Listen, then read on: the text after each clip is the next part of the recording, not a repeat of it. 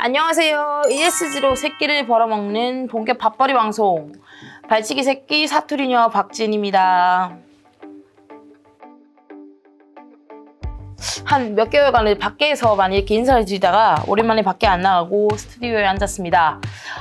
ESG가 환경, 사회, 지배구조 관련된 지속 가능한 성장을 이렇게 도모하는 그런 거다 보니까 사실 밖에서 보여줄 수 있는 그림도 많은데 그걸 이렇게 설명해야 되는 경우도 많아가지고 제가 오늘 이렇게 자리에 앉아서 얘기를 하게 됐습니다. 조금 다른 느낌인데요.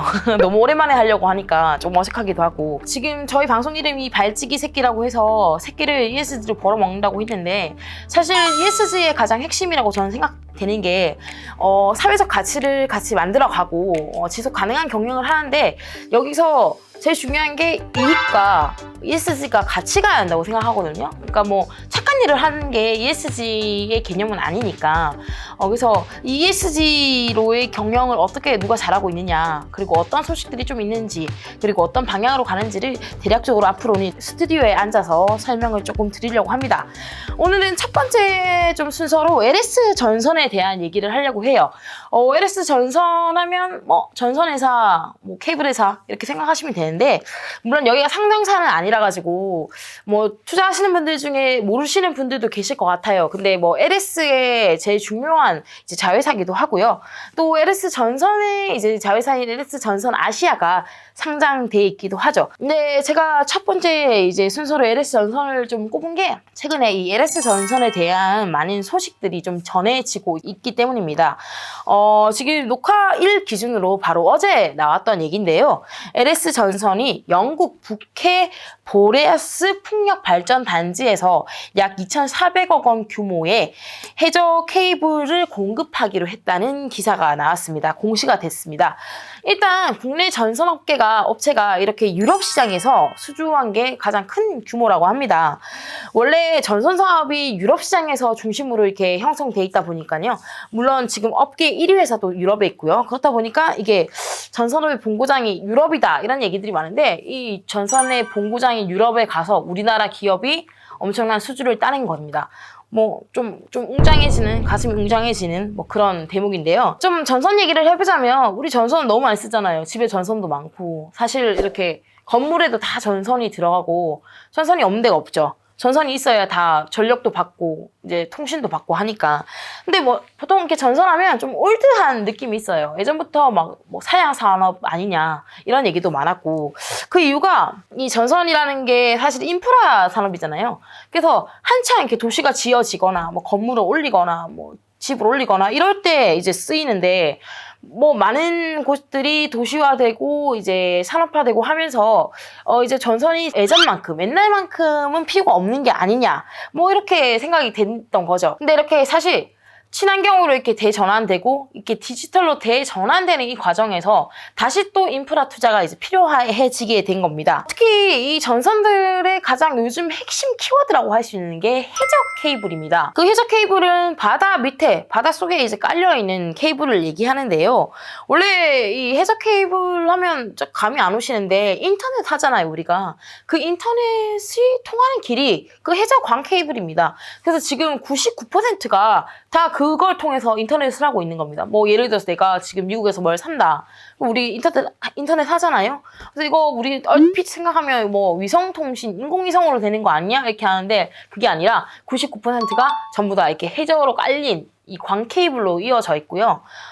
우리나라 같은 경우에는 해저 케이블, 제1호 해저 케이블은 1890년대 아마 생겨진 걸로 알고 있어요. 그때 아마 일본에서 이제 전신을 활용하려고 우리를 이제 침탈하는 과정에서 좀 만들어졌다고 하는데 그 이후로 없다가 우리나라 같은 경우에는 1990년대부터 이제 광 케이블이 이렇게 연결되기 시작해서요. 지금은 10몇 개가 넘는 광 케이블을 통해서 연결이 돼 있고 미국하고 직접 연결되어 있는 것도 있고요. 이렇게 대륙간 이렇게 연결된 것도 있고 해서 전 세계로 따지면 지금 광 케이블이 묻혀져 있는 그 길이가 140만 킬로미터 정도가 된다고 해요. 그래서 이게 광 케이블이 근데 다 깔려 있잖아요. 지금 인터넷 안 되는 데는 없으니까 이렇게 생각하는데 그럼에도 불구하고 계속 수요가 늘어나고 있습니다. 빅테크 기업들, 우리가 잘 아는 구글, 아마존, 메타, 마이크로소프트, 이 빅테크4, 빅4 회사들이 2020년 기준으로 100조 원을 이 광 케이블 까는 데 썼대요.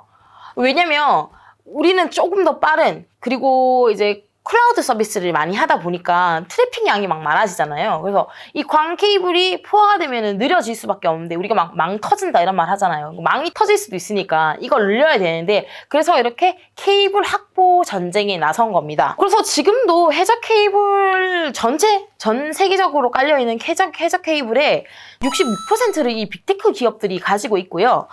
이런 빅테크 기업들의 해저 케이블 투자는 계속될 것이다. 광 케이블 투자는 계속될 것이다. 이렇게 보고 있습니다. 여기에 더해서 우리가 해저 케이블이 또 각광받는 이유가, 우리가 풍력 하잖아요. 풍력이 점점 갈수록 늘어나고 있죠.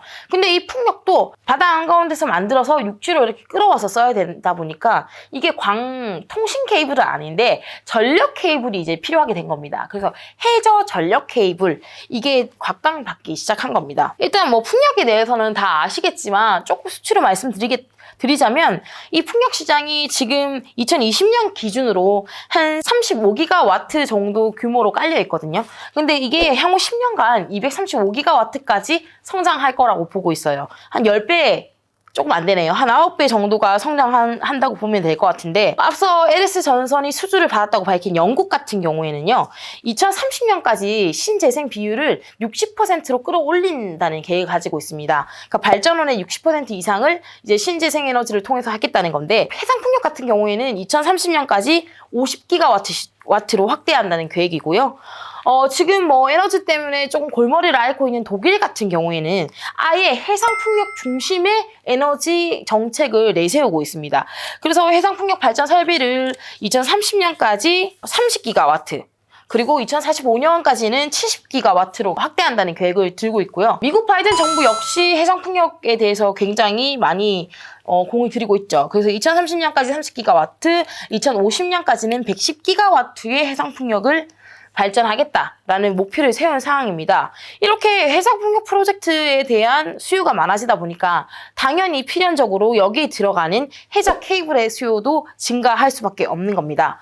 특히 이러한 것들이 재생에너지 확대, 그리고 ESG 관점에서도 중요한 이슈가 되고 있습니다.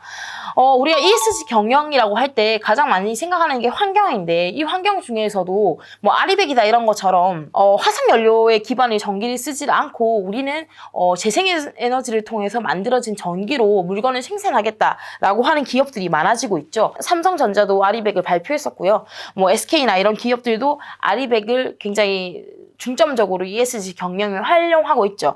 근데 이런 재생에너지가 확대되려면 이런 풍력이라든지 태양광이라든지 이런 게 또 확대되고, 뭐 또 수소 같은 경우에도 그냥 수소를 단순히 예전처럼 뭐 LNG나 이런 거에서 뺏어 쓰는 뭐 블루수소도 있지만, 사실 궁극적으로는 풍력 같은 걸 통해서 전기를 만들면 그거를 수전의 기술로 해서 수소를 만들고 그걸 통해서 발전을 시키겠다, 이런 로드맵 같은 게 있잖아요. 그렇기 때문에 사실 ESG 경영 그 앞서서 이런 재생에너지라든지 이런 것들이 확대가 돼야 되는데, 그 확대에 들어가는 전선을 만드는, 케이블을 만드는 거, 이것도 되게 중요해지고 있는 겁니다. 그래서 LS 전선의 경우에는 이 신재생에너지 확대에 따른 이런 해저 케이블 확대를 ESG 경영안 중에 하나로 삼고 있습니다. 그래서 그 ESG 경영을 실천하는 과정에서 이런 산업을 동반하겠다. 우리는 과거에 그런 석탄, 화석연료 이런 전기에 적합한 배선뿐만 아니라 앞으로는 해상풍력 시장, 해저 케이블 이런 거를 좀 더 노려서 ESG 경영을 하겠다라고 얘기를 하고 있는 겁니다. LS전선이 최근에 KT 서브마린이라는 회사에 투자를 결정했는데요.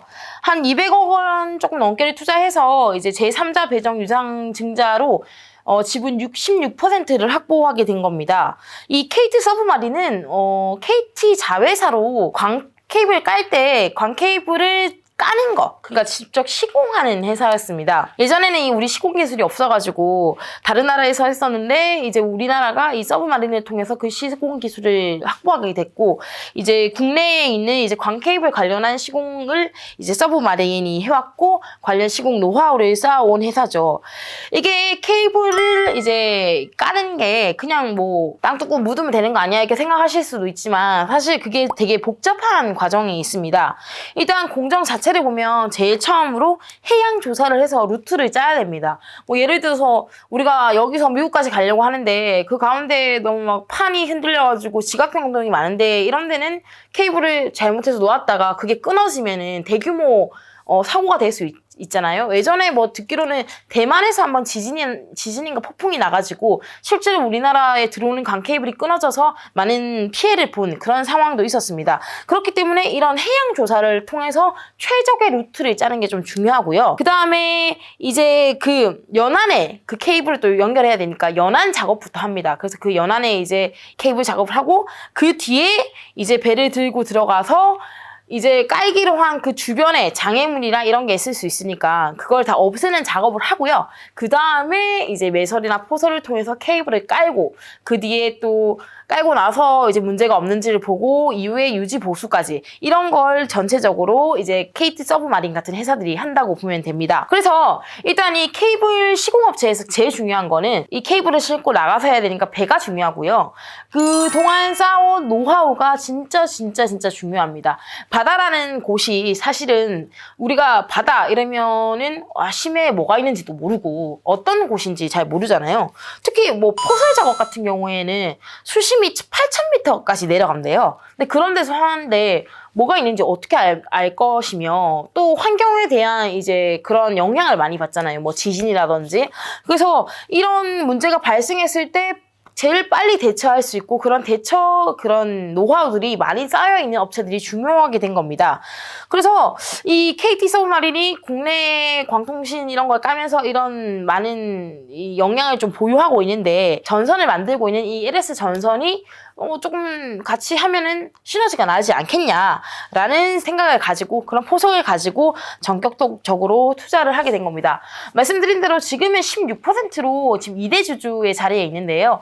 사실 이걸 계약 제3자 배정을 하면서 그러니까 콜옵션, 이 주식을 살 수 있는 옵션도 같이 가져왔습니다. 그래서 어떻게 될지 모르겠지만 그 콜옵션을 행사하게 되면 KT가 가지고 있는 지분도 이게 살 수 있게 되는 거죠. 그렇게 되면 1대 주주가 되면서 자회사가 될 수 있는 겁니다. 그래서 LS 전선이 해저 케이블에 글로벌 어느 정도 영향이 있으니 거기에 더해서 시공의 역량까지 갖추게 되면 한 단계 조금 업해서 시장에 대응할 수 있지 않을까. 아까 말씀드린 그런 풍력 시장, 뭐 더불어서 뭐 강 시장도 대응할 수 있지 않을까. 이런 구상을 가지고 LS 전선이 이렇게 투자에 나서게 된 겁니다. 지금 전선 1위 회사가 프랑스에 있는 넥상스라는 회사인데 그 회사도 홈페이지 딱 들어가 보시면 그 배, 막 포설선 이런 것들을 막 이렇게 이름까지 지어서 우리의 미래입니다 이렇게 막 선전하고 있거든요. 그만큼 전선도 중요하지만 이런 시공 능력이 더해지면 그만큼 더 시너지를 낼 수 있기 때문인데요. 앞으로 많아질 것으로 예상되는 이 해저 케이블 시장에 이 LS 전선이 KT 서브마린이라는 시공업체와 함께 좀 갈 수 있는 그렇게 그 업체와 같이 수주나 이런 것들도 같이 프로젝트로 이렇게 참여할 수 있는 기회를 더 만들 수 있지 않을까 이렇게 예상이 되고 있습니다. ESG 경영하면 뭐 많은 업체 기업들이 있지만 오스테드라는 회사가 되게 유명한 덴마크 풍력 회사잖아요. 원래 이 회사는 석유 기반의 회사였는데 사업 구조를 다 정리하고 해상 풍력을 집중적으로 하고 있죠. 이런 식으로 원래 했던 사업이 이 대전환기를 맞이하면서 다시 이렇게 스위치되는 이 과정이 중요하다고 생각합니다. 전선에서도 예전에는 그냥 과거에는 전선하고 이런 회사였지만 지금은 인프라가 바뀌는 이 대전환의 과정에서 새로운 시장 먹거리를 찾은 거고 그 먹거리 중에 친환경 사업이 있다면 더더욱 좋은 지속 가능한 경영을 하는 회사가 될 수 있는 거겠죠. 특히 LS 같은 경우에는 이 전선 자체도 좀 친환경 인증을 받거나 뭐 이 전선을 만드는 과정에서 탄소 배출이라든지 이런 걸 좀 저감하려 노력을 하고 있고요. 동해 사업자 같은 경우에는 지금 현재도 RE50 그러니까 한 50% 정도는 재생에너지를 통해서 이렇게 돌리고 있는 상황으로 보입니다. 그래서 ESG를 통해서 시장을 확대하고 또 ESG 경영을 통해서 지속 가능한 성장을 같이 하는 거 이런 좋은 사례로 LS가 좀 시작되지 않나 이렇게 생각이 좀 들고 있고요.